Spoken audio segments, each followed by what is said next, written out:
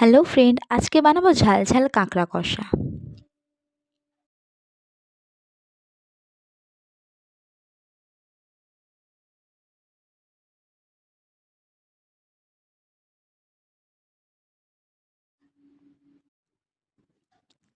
কাঁকড়া কষা বানানোর জন্য মিক্সার জারে পেঁয়াজ, রসুন, আদা এবং শুকনো লঙ্কা দিয়ে একটা পেস্ট বানিয়ে নেব। পেস্টটা হয়ে গেছে। এবার কাঁকড়াগুলো ভালো করে ধুয়ে বেছে নিয়ে নুন এবং হলুদ মাখিয়ে নেব।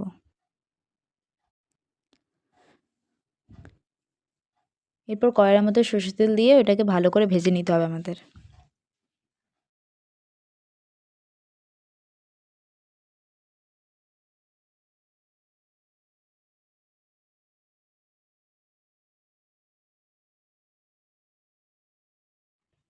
এগুলো ভাজা হয়ে গেলে এবার তুলে নেব।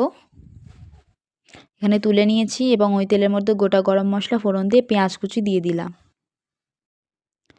এবং পেঁয়াজটা হালকা ভাজা ভাজা হয়ে এলে এর মধ্যে ওই বাটা মশলাটাকেও দিয়ে কষিয়ে নিতে হবে ভালো করে।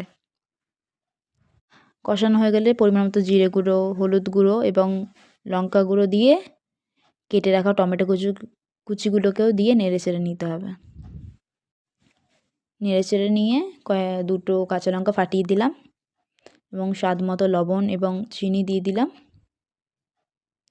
এবং কাশ্মীরি লঙ্কা গুঁড়োও দিয়েছি কালারটা আসার জন্য এবং সামান্য জল দিয়ে এটাকে কষিয়ে নিতে হবে এবং তারপরে ভেজে রাখা কাঁকড়াগুলোকেও দিয়ে দিলাম, দিয়ে মিশিয়ে নিয়ে পরিমাণ মতো অল্প জল দিয়ে দিলাম। জল দেওয়ার পরে এটাকে কিছুক্ষণ পর দেখলাম যে হয়ে গেছে, তো ওর উপরে ধনেপাতা গার্নিশ করে দিয়ে দিলাম, নিয়ে মিশিয়ে নেব ভালো করে, নিয়ে এবার নামিয়ে নেব।